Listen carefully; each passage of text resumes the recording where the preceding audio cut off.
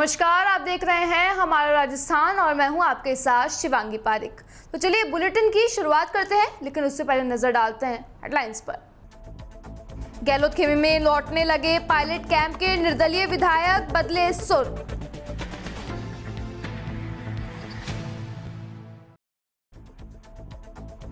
चावलों के कट्टों से भरा असंतुलित होकर ट्रक पलटा, चालक सहित 2 लोग घायल। जुनांजी सरहद पर भूमि पर पकड़ी गई भांग की खेती, पुलिस ने 120 पौधे भांग के किए बरामद।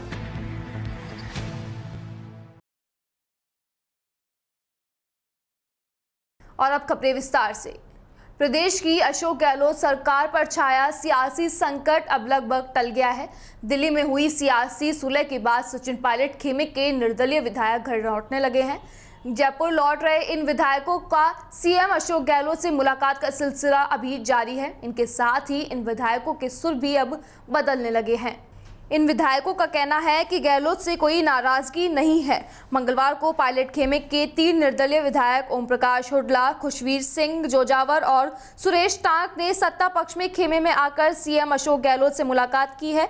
मुलाकात के बाद विधायक खुशवीर सिंह ने कहा कि पिछले काफी दिनों से बाहर थे, सीएम गहलोत से कोई नाराजगी नहीं थी। जोजावर ने कहा कि हम सीएम गहलोत के साथ हैं। उल्लेखनीय है कि इन तीनों विधायकों के खिलाफ गत माह भ्रष्टाचार निरोधक ब्यूरो ने प्राथमिक जांच की थी। इनके खिलाफ बांसवाड़ा डूंगरपुर के अन्य निर्दलीय विधायकों को प्रलोभन देने का मामला चर्चा में आया था। वहीं विधायक खरीद फरोख्त प्रकरण के दौरान वायरल ऑडियो क्लिप के कारण से कांग्रेस के निलंबित किए गए पायलट खेमे के सरदार शहर विधायक भंवरलाल शर्मा ने सोमवार को सीएम अशोक गहलोत से मुलाकात की थी।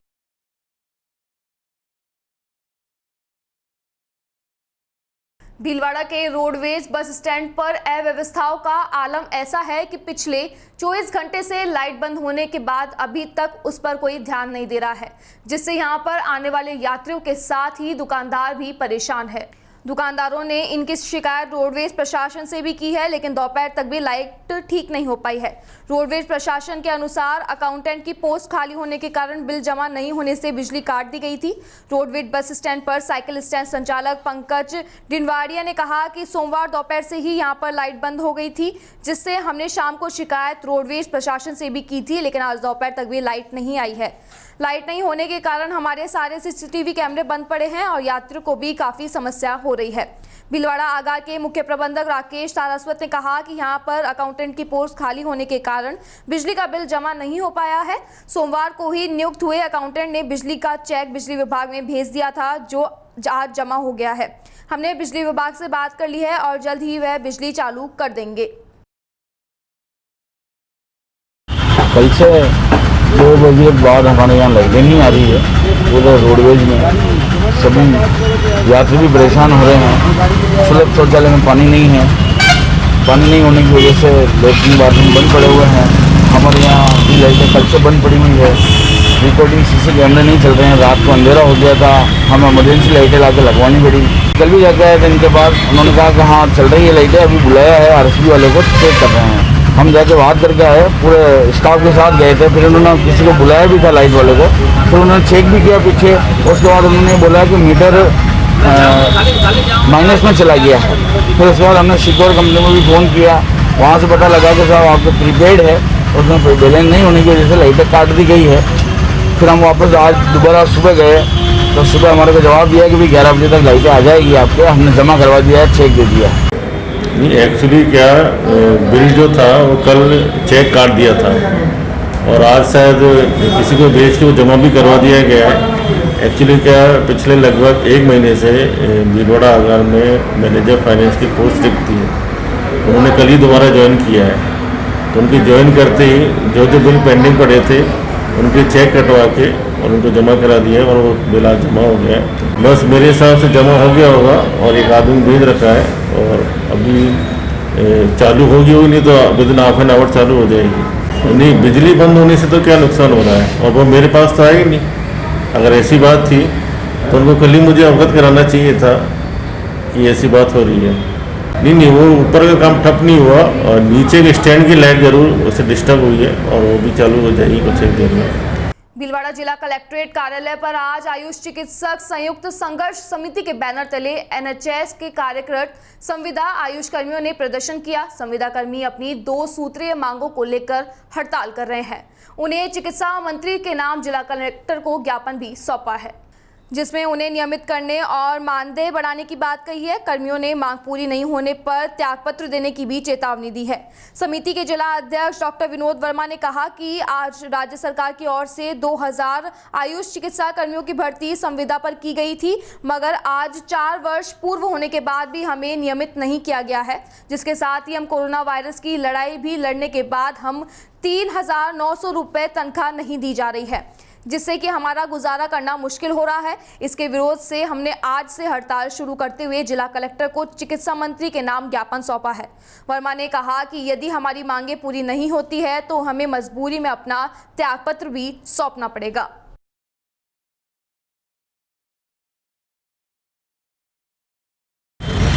हम सभी आयुष डॉक्टर पूरे राजस्थान में 2000 के आसपास हमारी संख्या बढ़ है। पिछले 4 सालों से हम कंटिन्यू PSC, CSC, जेमो और RBSK में कंटिन्यू कार्यरत है और पिछले 5 महीने से कोरोना वैश्विक महामारी में फ्रंट लाइन पर कार्य कर रहे हैं और सरकार की अनदेखी के और उपेक्षा का शिकार है। कंटिन्यू हम 2-3 साल से हम कंटिन्यू आंदोलनरत है।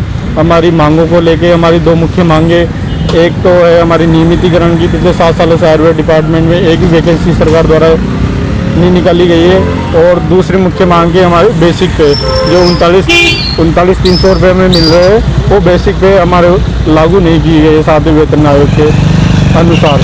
तो उससे सरकार के उपेक्षित रवैये को देखते हुए हमने आज 7 तारीख से इस आंदोलन का बिगुल बजाया है। 7 को हमने काली पट्टी बांधकर विरोध प्रदर्शन किया और 8 से हम पूर्ण रूप से कार्य बहिष्कार पे हैं। अगर मांगे नहीं मानी गई हमारी तो हमें मजबूर होकर इस्तीफे सौंपने पड़ेंगे और हम या तो सरकार को ये रूढ़िवादी रवैया दूर करे, अन्यथा हम सब बिल्कुल इस्तीफे दे के हम घर बैठने के लिए मजबूर हो जाए। चूरू के बिदासर के निकटवर्ती छापर कस्बे में रफ्तार का कहर देखने को मिला। यहां रतनगढ़ बाईपास पर रोड पेट्रोल पंप के पास एक चावल के कट्टे से भरा असंतुलित होकर ट्रक पलट गया। हादसे में हरियाणा निवासी चालक अतर सिंह सहित 2 लोग गंभीर रूप से घायल हो गए हैं। सूचना पर पहुंची छापर पुलिस ने कड़ी मशक्कत के बाद घायलों को ट्रक के कैबिन से निकाला और 108 एम्बुलेंस की सहायता से सुजानगढ़ अस्पताल में भेजा गया। बताया जा रहा है कि उत्तराखंड से ट्रक में चावल के कट्टों को भरकर नोखा ले जाया जा रहा था, लेकिन तेज रफ्तार के चलते ट्रक अचानक पलट गया, जिसके चलते ट्रक पूरी तरीके से क्षतिग्रस्त हो गया।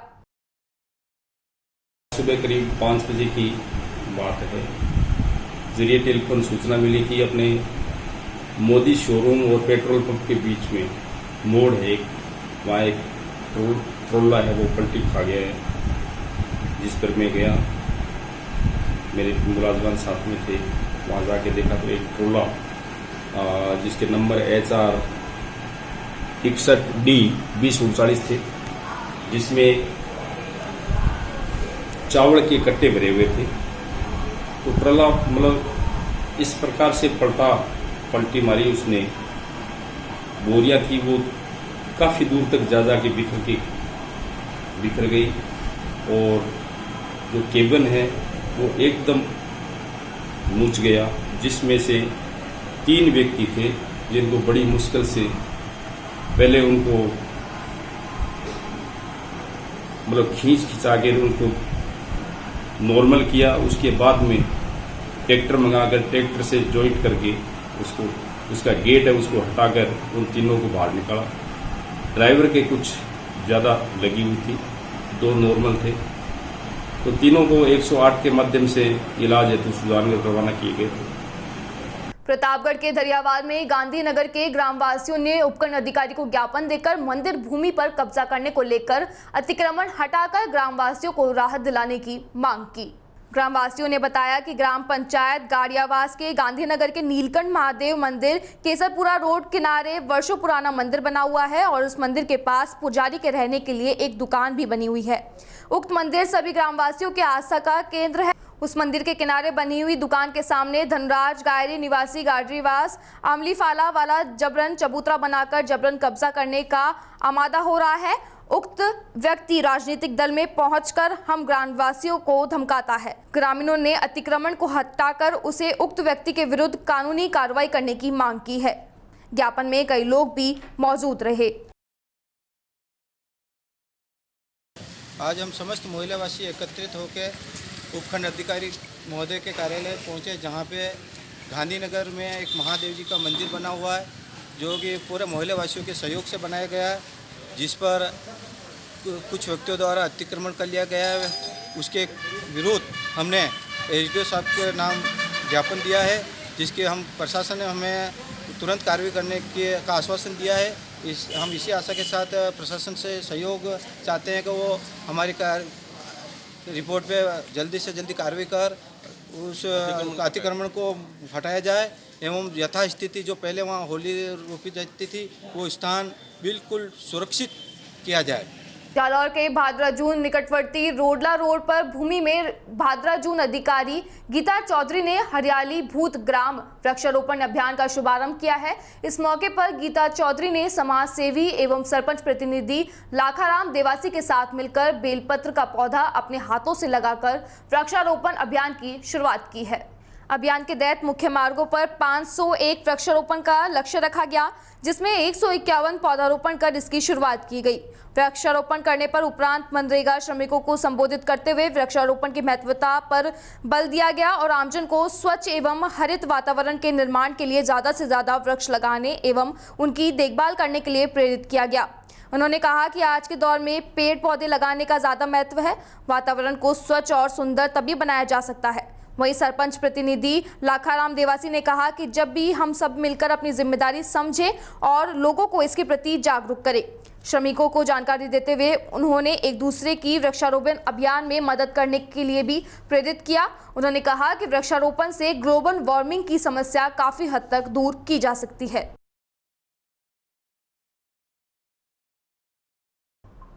जालौर के भीनमाल में पुलिस की ओर से नशे के खिलाफ चलाए जा रहे अभियान के तहत भीनमाल के निकट जुंजानी सरहद पर भांग की खेती पकड़ी है। आरोपी ने खेती की तारबंदी भी की हुई थी, जिससे कोई अंदर नहीं जा सकता था। मामले में पुलिस ने आरोपी को गिरफ्तार कर एनडीपीएस एक्ट के तहत मामला दर्ज किया है। जानकारी के अनुसार थाना प्रभारी मूल सिंह के नेतृत्व में जुंजानी सरहद पर एक खेत में भांग की खेती पकड़ी है। आरोपी जुंजानी निवासी मेघाराम चौधरी ने खेत में बाड़ेबंदी कर इसकी खेती कर रहा था। भांग की करीब 120 पौधे बरामद हुए हैं। कार्रवाई में head constable Tejaram, constable Prakash Kumar, Madan Lal खंगाराम व वाहन चालक पुरमाराम शामिल थे।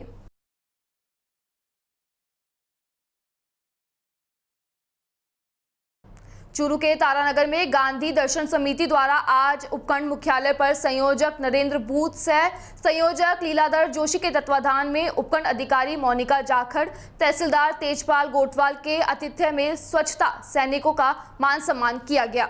इस अवसर पर संयोजक दूत ने कहा कि स्वच्छता सैनिकों ने कोरोना काल में भी अपनी जान जोखिम में डालकर संक्रमित बीमारियों को रोकने हेतु स्वच्छता के क्षेत्र में अच्छा कार्य किया है। दूत ने कहा कि महात्मा गांधी की स्वच्छता की हिमायत थी। उन्होंने स्वच्छता के क्षेत्र में स्वावलंबन पर जोर दिया था। इस अवसर पर उपखंड अधिकारी श्रुति जाखड़ ने गांधी दर्शन समिति की इस पहल का स्वागत करते हुए कहा कि इससे स्वच्छता सैनिकों का हौसला बढ़ेगा। तहसीलदार कोटवाल ने भी समिति के पदाधिकारियों द्वारा अगस्त क्रांति सप्ताह में किए जा रहे अभियान पर भी स्वागत किया है। एम्स की सीबीआई कमेटी के द्वारा नर्सिंग ऑफिसर भर्ती परीक्षाओं के लिंग भेद आधारित निर्णय के संदर्भ में 80-20 को लेकर चिकित्सा एवं स्वास्थ्य मंत्री भारत सरकार डॉक्टर हर्षवर्धन सिंह को जयपुर सांसद रामचरण बोरा के द्वारा ज्ञापन प्रेषित किया गया। उन्होंने आश्वासन दिया कि आपका अपना दीपेश शर्मा छात्र प्रतिनिधि एवं साथ में उपस्थित छात्र नेता अरुण शर्मा, राजस्थान विश्वविद्यालय डीएमएमएस के डायरेक्टर नवल किशोर शर्मा, सिद्धार्थ सैनी, मानव जोशी, विष्णु सैनी, अभय पुष्पेंद्र चौधरी उपस्थित थे। आज हमारी टीम ने रामचरण बोरा जी के घर पर आकर 80-20 जो फीमेल 80% और 20% मेल का न्यू दिल्ली एम्स द्वारा निकाली गई वैकेंसी में जो स्पेशल पहली बार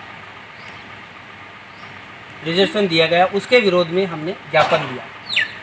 श्रीमान रामचंद्र जी बोरा जी ने, जो जयपुर सांसद है, हमको बड़े पॉजिटिव भाव से हमारे ज्ञापन को स्वीकार किया एवं आगे मंत्री जी से बात करने की हमें आश्वासन देकर और आगे ज्ञापन पहुंचाने का आश्वासन दिया। फिलहाल हमारा राजस्थान में बस इतना ही। आप देखते रहिए DPK न्यूज़। नमस्कार।